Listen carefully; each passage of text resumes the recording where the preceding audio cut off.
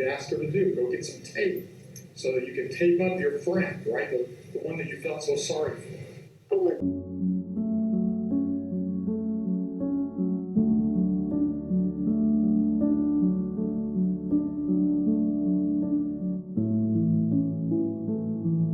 What's good, guys? Welcome back to the Milk Carton series. I'm your host, Stephanie. If you are new, and as always, guys, thank you for tuning in to another episode. So welcome back to another story. Today's story, guys, is truly, I know I say this all the time, y'all, I really feel like every time I go and research a case, it takes new heights for me. So today's story focuses on 44-year-old Margaret Allen. Now, Margaret Allen is currently sitting on death row because she was convicted of first-degree murder and kidnapping for Wenda Wright. Wenda Wright was a 39-year-old woman who was a housekeeper for Margaret, and they lived in the Florida area. And what's so sad about this story is Wenda truly just thought she was working a job, having a great friend, and her family pretty much described her as pretty loving. She was like that person that you could just come to, and she was always being so helpful. Well, sadly, on February 5th of 2005, her life would come to an abrupt end. And it's sad because you think you're helping someone and they end up killing you. So on that day, Wenda was at Margaret's home and she was doing her normal, typical duties. So eventually, somewhere in the day, Margaret's purse goes missing. And in this purse, there's about $2,000 that Margaret claims to have said that was stolen.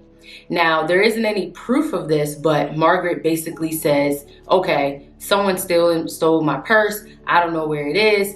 Two other individuals will come up in this case, which is 19-year-old Quentin Allen. Now, a lot of reports say he's her nephew. Another report say he's a neighbor. But nonetheless, this individual basically conspired with Margaret to kill Wenda. So when the purse goes missing, Margaret basically tells Quentin no one else was in the home except for Wenda. You know, she begins to search for the purse. Quentin begins to search for the purse. Purse is nowhere to be found. So she tells Quentin, do not let Wenda leave my house. So Wenda is confused because she's like, I didn't steal a purse. Although I've been working for you, I have not stolen your purse.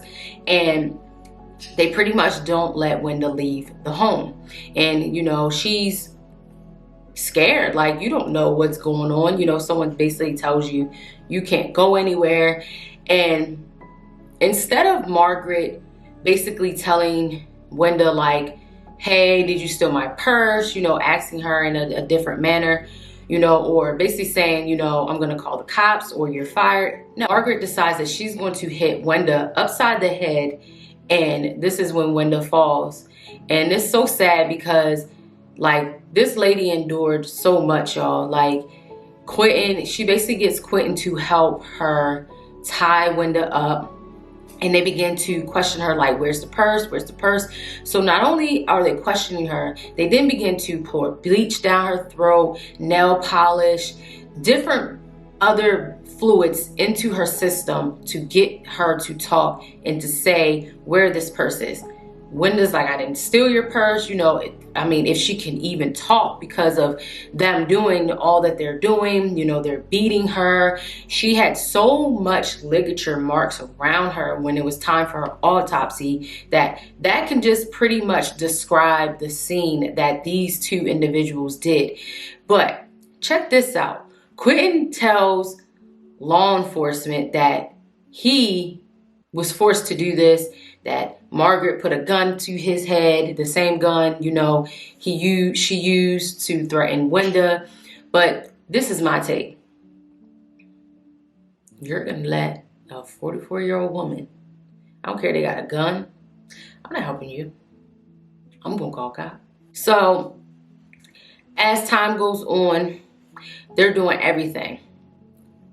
Out of nowhere, one of Margaret's children come into the scene and they see what they're doing.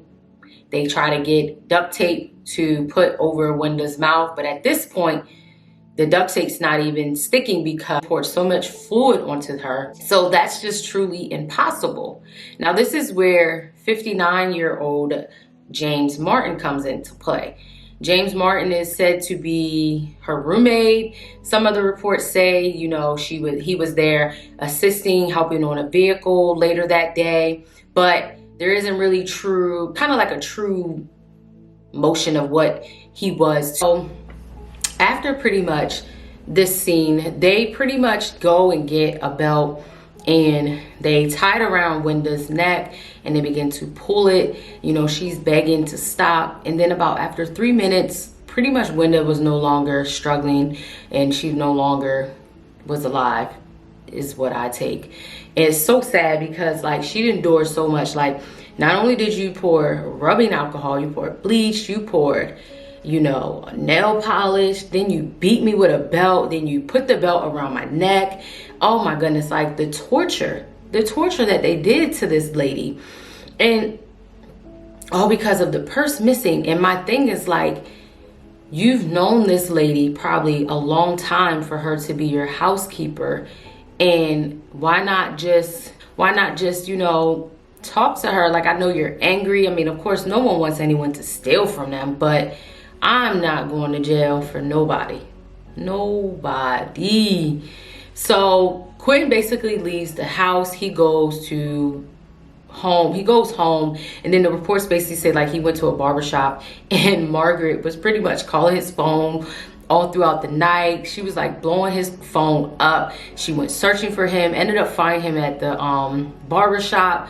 Like sis was like, oh, I need to know where you are, pretty much. And this is where James comes into play, because James was pretty much the individual to help with burying the body. So in the reports, it says that James is a roommate. Another report says that he was working on a car outside of the house, and that's when basically Margaret had approached him about needing help with burying this body. Torturer pleaded for her life in a Brevard County courtroom today. And the victim's family was watching. West 2's Dan Vela reports on the remarkable testimony in the Margaret Allen case.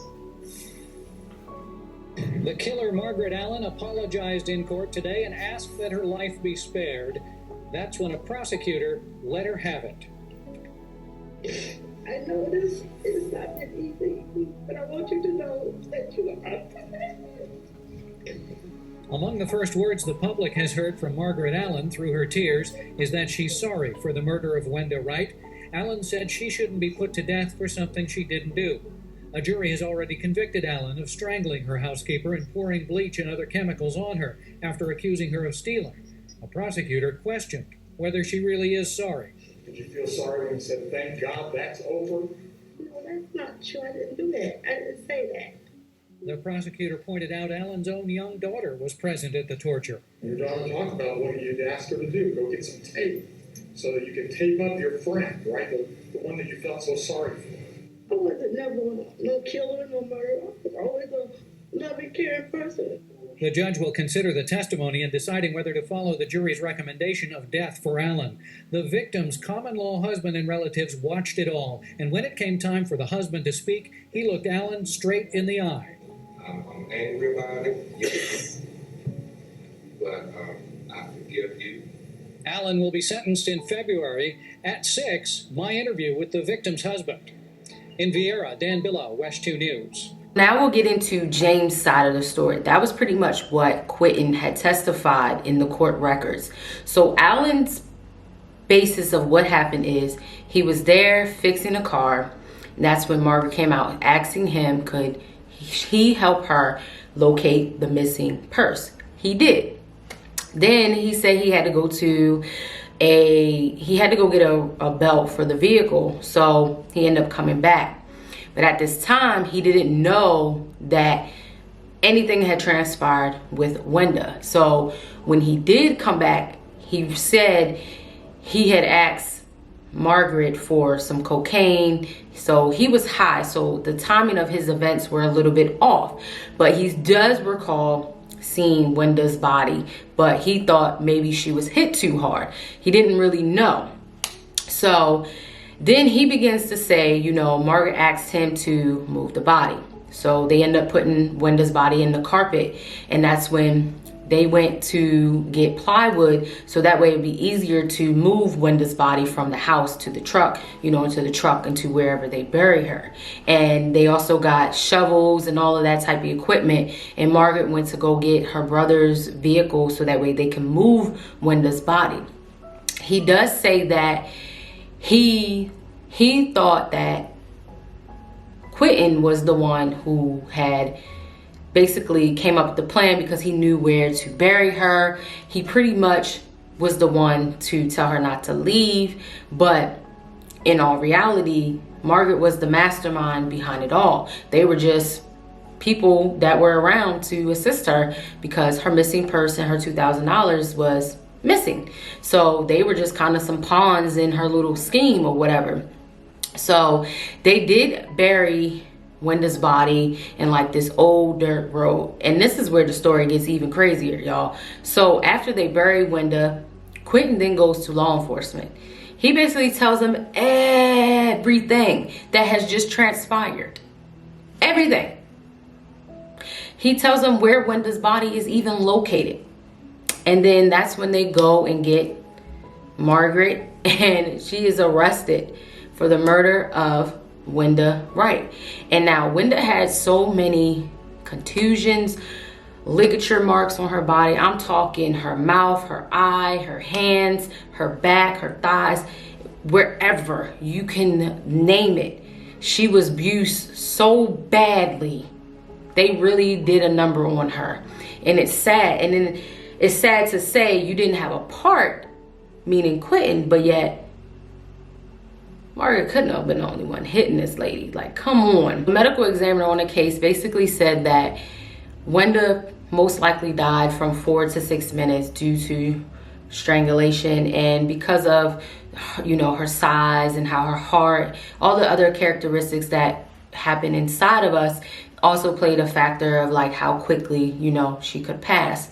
But nonetheless, she died. And her partner, her boyfriend partner, basically said that Wenda thought that her and Margaret were good friends. You know, she worked with her for her, and she pretty much never really said anything bad about Margaret. So it's pretty sad when this person that you spoke so highly of is the one to kill you, all because their trust for you went out the window for the missing purse and the missing money. And that's why I said previously, like, if this is someone that you know, I mean, not saying that people you know won't steal from you, but I just feel like there's certain ways you go about things. But again, not everyone handles things the same way.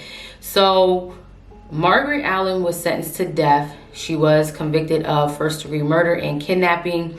Quentin was sentenced to 15 years in prison, and James was sentenced to 60 months in prison. Those two basically testified against Margaret in order for a lesser sentence. But nonetheless, it's like, damn.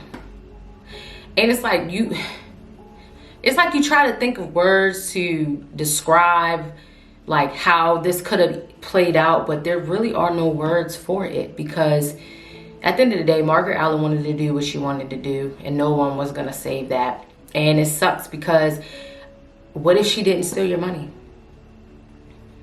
You killed her for nothing. Like, you could at least beat her ass and kept it moving if you really thought she stole your money. But at the end of the day, Wenda Wright lost her life, and it sucks because we don't know if in fact there was money, and we don't know if Wenda in fact stole the money. Like, the money wasn't even at Wenda's home, because in the article that I read, it said that Margaret, while Wenda was at the house, Margaret had went to Wenda's home, and that's when the boyfriend pretty much was like, where's Wenda at? And she was like, oh, I don't know, pretty much. And she began to search for, like, she was searching for something. And then she came back and she basically was like, well, where's Wenda at? Kind of trying to play it off, because she knew she messed up. She knew she messed up because you went to their house looking for the money, and then Wenda is supposed to be at your house. So how do you not know where Wenda is at? And then now you're saying, oh, where is Wenda? She's missing. Chad, I probably wouldn't even know money. Honestly, truthfully, I probably wouldn't even know money. But that's today's story, guys. It's so sad. But I really thought I should share this crime story because I'm like, people are here nuts. Like, oh my God, y'all, it's nuts out here. What is wrong with y'all? Like, it just makes you so sad because at the end of the day, somebody lost their life, and then you put two people who into this scenario. Shoot, he quit and probably stole your money, girl. Shit, wasn't he living in your house? I don't know, but still. But that's today's story, guys. I hope you guys enjoyed. Let me know any other crime stories or missing person cases you want me to discuss. And don't forget to check out my new website so you can subscribe. Bye, guys.